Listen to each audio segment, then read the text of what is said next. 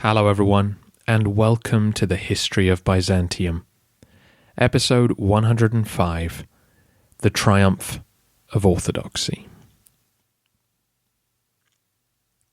Across the last two episodes, we've explored most of the 13-year reign of Theophilus. At home and abroad, he was constantly active.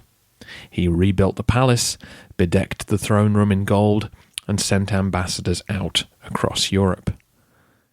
On the Eastern Front, he twice raided the Caliphate, only to suffer severe reprisals. The sack of Amorium, though, was an event that obscured all others. Back in the capital, an air of doom descended as the young emperor hobbled back to the palace. 4 years later, Theophilus passed away, and several historians seek a connection, claiming that the emperor became ill and depressed and never recovered. There's no testimony to this story, though, so it's better to view the emperor's last few years as simply a continuation of the administration we've seen so far. To that point, the Vasilevs' last few years seem just as active as ever. First, he had to deal with the fallout from the sack of Amorium. This meant sending men to negotiate with the Caliph for peace and a return of the many imprisoned officers. And second, it meant dealing with Theophilus and the Kuramites, currently in revolt at the city of Sinope in central Anatolia. Fortunately, Theophilus had no interest in rebellion.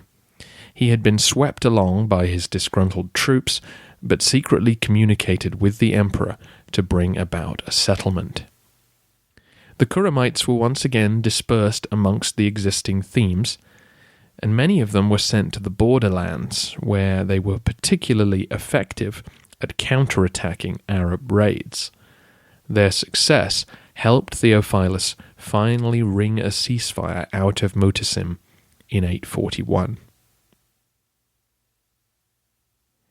It was during this period that the emperor attempted to find solutions to the empire's inferiority to Arab might. Embassies went out to the Franks and the Umayyads in Spain, as I mentioned a couple of episodes ago, but he also seems to have given his entire army a pay rise. Nailing down exactly when and how much this was is difficult. Warren Treadgold suggests that it was the desertions you heard about last episode that convinced the emperor that better paid troops would have stood and fought rather than flee the Battle of Anzan.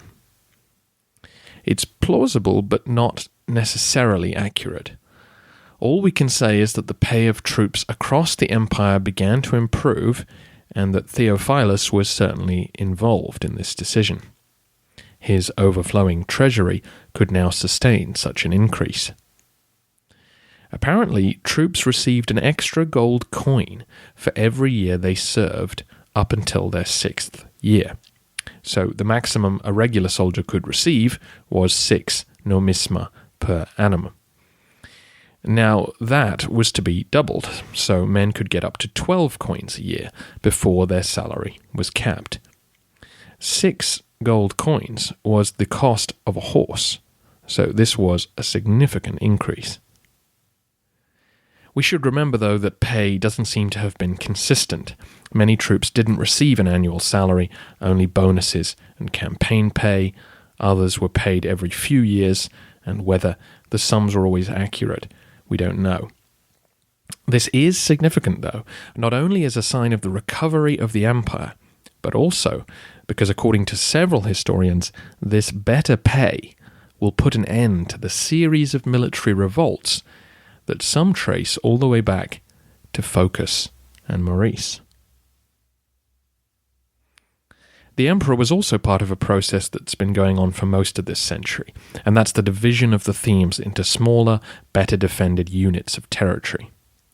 We've already talked about Paphlagonia and Chaldea, which were broken off from the Armeniacon. better to defend the border in Chaldea's case, and better to defend against Rus raiders over in Paphlagonia. Along with these, new border districts were developed called Klissura, which means mountain passes. This way, an independent unit of troops could be established right on the spot where Arab raids would arrive, and hopefully deter them. The Klissura of Charcianum was placed opposite the pass of Melitene. The Klissura of Cappadocia defended the pass of Adata, and the Klissura of Seleucia was set up near the Cilician gates. I've posted a map with this week's episode, which hopefully will demonstrate most of these changes. Themes for Dyrrhachium in the Balkans and Cherson in the Crimea were also put in place around this time. I don't think we can credit Theophilus personally for these innovations, but he would certainly have approved and funded the plans, and we'll talk more about them at the end of the century. By late 841, it was clear to everyone in the palace that Theophilus was dying. The cause was apparently dysentery, and no foul play was suspected. The emperor now had a 2-year-old son called Michael, who he'd crowned emperor, and he was determined to prepare the way for his succession. The two most likely candidates to seize the throne were neutralized. Alexius Mucel, the Caesar, had returned from Sicily and wisely begged to be relieved of his title and allowed to retire, which he was. Theophobus, on the other hand, was lured to the palace and imprisoned. It's not clear if the emperor gave the order or someone else took the initiative, but the general was found dead in his cell soon after. Theophilus called on his palace officials and other notables from across the city to gather. He told them that he was putting his son under the care of a regency council until he came of age. In the meantime, his wife Theodora would rule with the help of Theoctistos, the eunuch, and some other members of her family. He asked them to all swear their loyalty to this new arrangement. With everything settled, the emperor lay back on his sickbed and waited. In January 842, the reaper called, and Theophilus answered. He was 29 years old and had ruled the empire for 13 years. As I've made clear throughout the narrative, Theophilus seems like a capable and active emperor. Had he gone on living, his legacy would have been very different. Instead, the defeat at Amorium and the actions of his wife following his death cemented him in history as a tyrant and a failure. To explain this, let's remember the mood at the time. The defeat at Amorium was not nearly as damaging as the one at Pliska 30 years earlier, but to contemporaries it felt just as bad, possibly worse, because the Arabs were a real threat to the empire's existence, where the Bulgars weren't. As you know, the shock of Pliska had prompted a return to iconoclasm to appease the army. Now that ideology had been undermined, and the army which supported it had been decapitated. The commanders of the Tachmata and the Anatolikon, the supposed hotbeds of iconoclasm, were all absent, either in the next life or at Samarra with the Caliph. Theodora would move, as Irene had done before her, to restore the icons. The successful change of policy meant Theophilus would end up on the wrong side of history. Theodora was in her late 20s. She was a Paphlagonian of Armenian heritage, just as Theophilus' mother had been. His mother had chosen Theodora carefully, apparently at an imperial bride show, though there is some doubt about this. Nevertheless, the bride show has captured the imagination of many, and there's an illustration of it up on the website. Certainly, one of the things which drew the empress's attention to young Theodora was her family.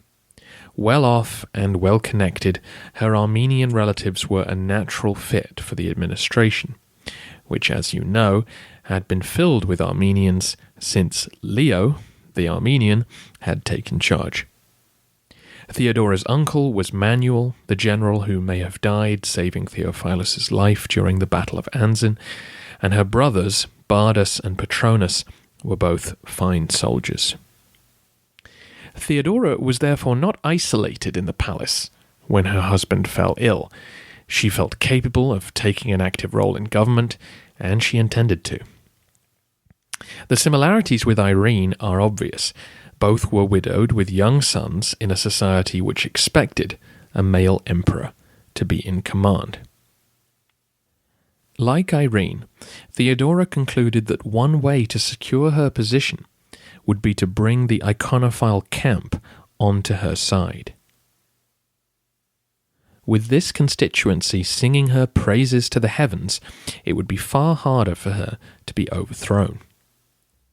This would also have the effect, as the return to iconoclasm did, of disassociating the regime from the ignominy of the sack of Amorium. So far, so good. But one point of comparison between the two women doesn't hold up. When Irene took action to restore the icons, she didn't feel in danger of discrediting her dynasty. Remember that Leo III and Constantine V had been hugely popular. They had brought victory and security, whereas Michael of Amorium was not popular, and Theophilus had still been building his reputation when the great defeat struck. So Theodora feared that if she restored the icons, their memories would be damned, and thus their legitimacy called into question. She did not want to undermine her son's claim to the throne, even though she did want to press ahead with the change of policy. So things proceeded carefully. She relied heavily on two men to manage the restoration. One was Methodius, the learned monk who had been imprisoned for his supposed iconophile activities, who Theophilus had later invited to live in the palace. The other was the eunuch Theoctistus, and you'll remember him because he was the man who was snuck into the palace to hear Michael's confession as he sat on death row. He was the one who then passed on the message to the other conspirators that they better kill Leo before Michael ratted them out. The eunuch was capable and loyal to the Amorian dynasty. He had served Theophilus well and had been so trusted that he was put on the Regency Council to help Theodora. These two men spent a year preparing the ground for the change of policy. One of the first things they did was to spread the rumor that Theophilus had disowned iconoclasm on his deathbed. If that idea could marinate for 12 months, then perhaps the people would be more amenable to the change. They also had to sound out the capital's clergy to make sure they had the support they needed. They made their move in early 843. It was difficult to involve clergy who had signed up and supported iconoclasm, which nearly all sitting bishops had done. So the men who'd been exiled during Theophilus' reign were recalled to lend a hand. They joined a group of clerics and officials at Theoctistus' mansion in what has been called a holy local council. Their first task was to remove John the Grammarian as patriarch and elect Methodius in his place. Then it was agreed that the icons were to be restored. There was no need for a wider meeting because Irene had already held an ecumenical council to decide the issue. The local council simply announced that they would return to acknowledging her council as the seventh ecumenical meeting of the Church, and Constantine V's council of 754 would be confined to the dustbin of history. On the 10th of March, Methodius held a special nocturnal vigil. Then the next morning, he marched in procession to the Hagia Sophia. Monks and clergy from across the region were in attendance. Icons were brought out and restored to their former locations, or indeed placed in new ones as part of the reformed ritual. The new liturgy, which Methodius devised, was then performed. This included a new list of those who were to be praised and those who were to be condemned for their heresy. As per Theodora's wishes, Theophilus' name was simply not mentioned, a compromise that everyone seems to have accepted. This really was the end of an era, not just the era of iconoclasm, but sort of the end of the doctrinal disputes which have been a constant topic on this podcast. I mean, not really. The Byzantines still have plenty of religious dissension to come, but technically, there are no more ecumenical councils. The accepted seven put an end to the major disputes over Arianism, Nestorianism, Monophysitism, and now iconoclasm. Still today, in the Orthodox Church, the first Sunday of Lent is celebrated as the Sunday of Orthodoxy, remembering the restoration of the icons. Of course, in the written histories, this is not exactly the version of events we're given. In those, Theodora is a dedicated iconophile who keeps icons hidden in her room. Not only does she venerate them behind Theophilus' back, but she instructs her daughters to do likewise. This could be true. The problem is that just like the reports about Irene, the chroniclers have only one eye where this is concerned. Those who promoted iconoclasm are damned. Those who restored the icons had chafed for years before finally being set free. But common sense suggests something else. Both Theodora and Irene married men who were iconoclasts and seem to have happily taken part in those regimes. The eunuch Theoctistus served ably under Theophilus' regime before helping to arrange the transition. It seems more likely that whatever their personal feelings about icons, they weren't about to give up their careers and social status to defend them. So on this podcast, I'm continuing with the consensus of modern historians that politics, rather than devotion, dictated the course of events. This helps explain why there was so little apparent opposition to the change of policy. Of course, John the Grammarian was not happy to be stripped of the patriarchy, and just as there were hardcore iconophiles who faced persecution, there were some bishops and priests who refused to toe the new line.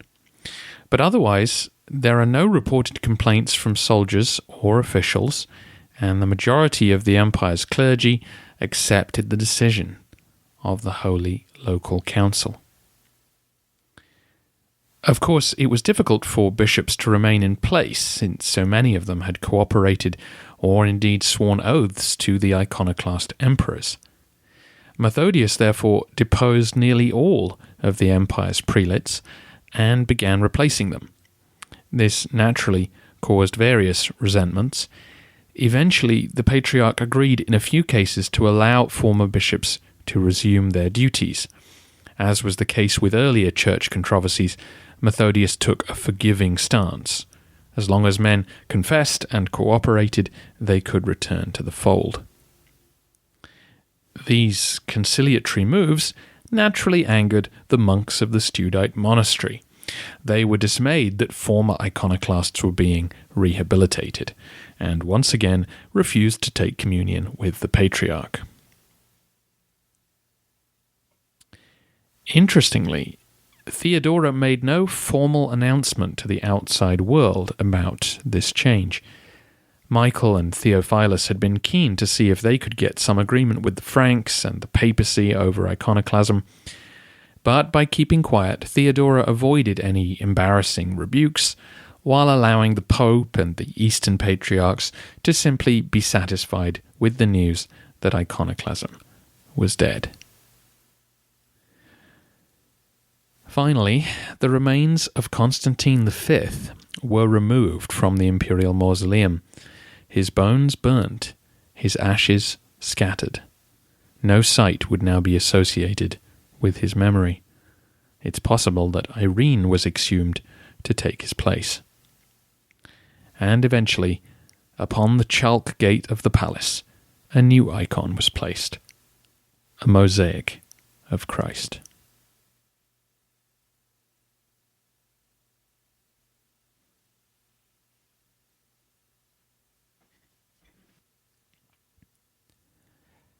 Since I introduced iconoclasm back in episode 71, I feel like I've summed up the issues surrounding it several times, but there are still a number of things to unpick here as we bid it a final farewell. Just to finish off Theophilus' story, the histories which cover his reign are all written after the restoration of the icons, so his persecution of iconophiles are dialed up and his successes dialed down. As I mentioned 2 episodes ago, he was still well thought of enough not to be totally dismissed as a failure. His love of justice and things like that do get a mention. But generally, he is condemned as a heretic and not remembered fondly. Hopefully I've done something to redress that balance by leaning more on modern historians. Then I think it's worth dwelling a little longer on the connection between Irene and Theodora. When Irene opposed iconoclasm, she took a huge risk in a personal sense. She went up against a policy which the army believed had brought them success, and with the 5 sons of Constantine V waiting in the wings to replace her, the risk of failure was huge. Theodora, by contrast, was facing a discredited policy and a weak military. And perhaps even more importantly, Theodora had Irene's work to fall back on. Not only had Irene held an ecumenical council to create her version of Orthodoxy, but she'd also inspired a dedicated following. Theodore of Studius and his ilk were committed to Irene's council. They formed an organized opposition to iconoclasm, the kind of opposition that doesn't seem to have existed before Irene. I talked about this at the time, but one of the great ironies of iconoclasm is that Irene's council claimed they were restoring the church to the way it had always been, when in fact they created an official cult of icons which didn't exist before. So Theodora did not have to work hard to explain her position to the clergy. She could simply announce that she would be restoring what Irene and Tarasius had pronounced back in 787. The lack of opposition to the restoration suggests that the iconoclasts were never as organized as their opponents. In part, this is because iconoclasts were going against the flow. Not everyone venerated icons, but special prayers and affection directed towards inanimate objects was common. Saints' relics, for example. So to be an iconoclast, you had to be seriously committed to your beliefs. You had to argue that what was happening was wrong and should be stopped. That requires far more effort than stamping existing behavior with a seal of approval. For the average clergyman of the empire, the desire to go with the flow seems to have been the prevailing mood. Loyalty to the sitting emperor and patriarch was always the smart move for your career, and second iconoclasm, in particular, seems to have had a fairly limited scope. At times it seems to have explicitly been targeted at the churches of the capital and no further. There was a high-ranking deacon called Ignatius, whose letter collection survives in part. He begins his career as a protege of Tarasius, Irene's patriarch, and then becomes a friend to Nicephorus, our historian and patriarch under Leo, when iconoclasm resumes. Instead of being exiled, Ignatius transitions to serving the new regime. It seems he may have been the man who penned the official version of the civil war for Michael after Thomas's defeat. He certainly served as Archbishop of Nicaea during that time. When the icons are restored, Ignatius is exiled to a monastery, but continues to correspond with many highly placed men. In these letters, he expresses his regret for his Iconoclast collaboration, and he sets to work on biographies of Theodora of Studius and Nicephorus, glorifying their iconophile heroism. Eventually, Ignatius is welcomed back into patriarchal circles. Though Ignatius is obviously a very well-connected example, it seems likely that many clergy followed similar trajectories. Their desire to maintain imperial favour mean they have to adapt their ideology as their career develops.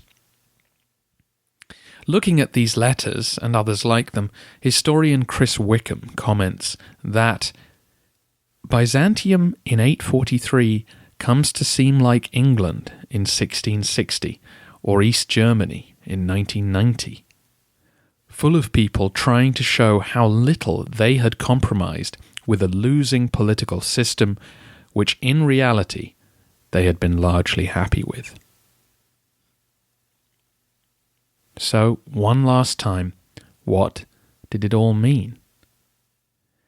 I think for us living today in 2016, the last earth-shattering world event was probably the First World War. Now, I know a lot's happened since then, but I think Dan Carlin, for example, makes a good case that the world which emerged in 1918 was very different to the one that went in 4 years earlier. For the Byzantines, the arrival of the Arabs was similarly shocking. The Heraclean dynasty survived long enough for people to wonder if perhaps this was all a temporary state of affairs. But by the fall of Justinian II, it had become clear that it wasn't. The period of anarchy which followed, with the 7 emperors and then the siege, seemed like the end of the world. The system was breaking down. Things really were dramatic for the Romans, and so it shouldn't surprise us that a period of soul-searching followed, which lasted a century and a half. In their excellent study of this period, John Haldon and Leslie Brubaker conclude that imperial iconoclasm was about far more than just a theological debate over images. It was a struggle to keep the state together. The realization that the eastern provinces were really gone suddenly made the Stratihos of the Anatolikon a very powerful man. How can we count on his loyalty? How can we trust the population living in the east to continue paying their taxes when we can't really defend them anymore?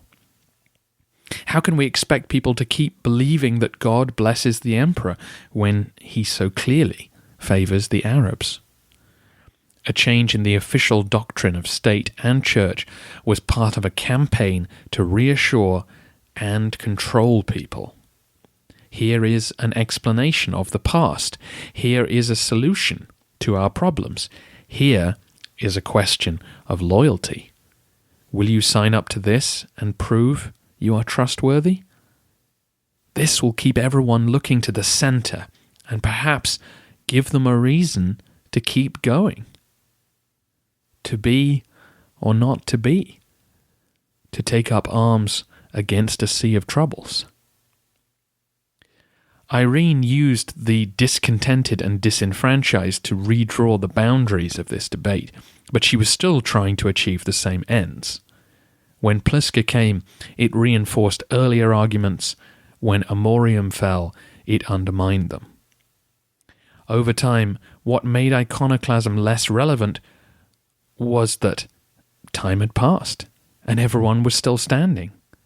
The Arabs haven't overrun us. We are better off. We are more populous. We are stronger. The fact that images became a key battleground is important, but obviously it's not the whole story. Men and women sought help from the icons because church and state were failing them. They turned to local protectors to find someone who would never desert them. To the imperial authorities, The fear was that the next step would be to look for local men to defend them too, and rob Constantinople of the resources which made the empire possible. Of course, representation of the holy was an important theological issue, and the fact that the Arabs considered it blasphemous was a direct challenge to Christian pretensions to godliness. But once the emperor became involved in the debate, then it became an issue of conformity and legitimacy, and thus grew into a larger debate.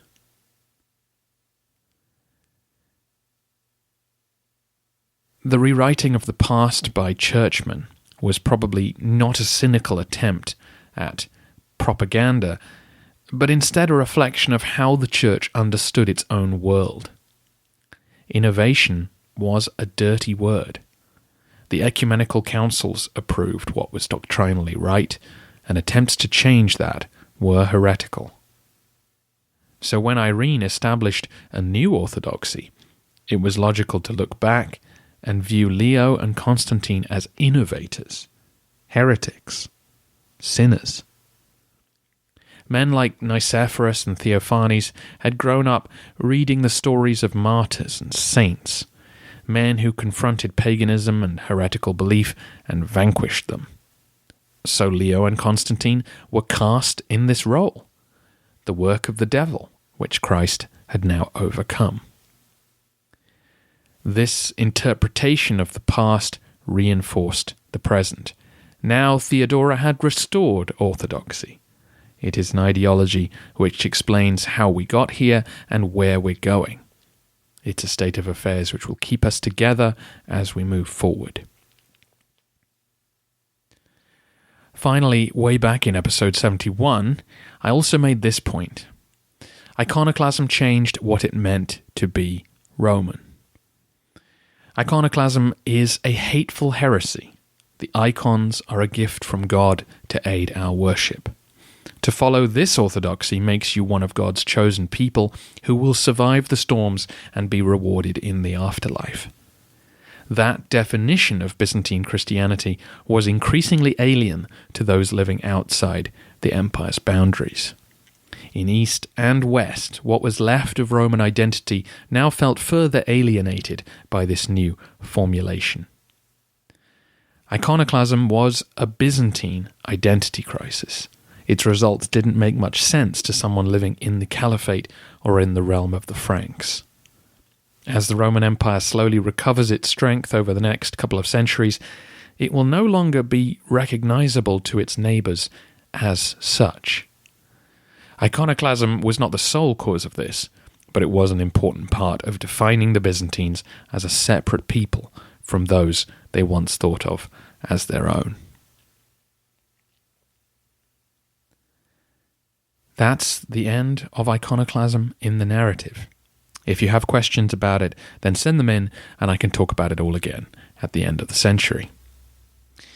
As I said, I've updated the map with all the new military units, and I've changed the font size slightly to indicate the relative size of each establishment. Also, for any podcasters listening, if you'd like someone to help edit your shows, then history podcast fan Andrew Fancook is available to help. Get in contact with him to see if he could help you at andrew@pfankuche.com or at FUNPKACE on Twitter, or check out the post I put in the History Podcast's Facebook page where Andrew himself is a member. Next time, we turn to Theophilus' son Michael, the family and friends who helped him govern, and how he got his unfortunate nickname, Michael III, the Drunkard.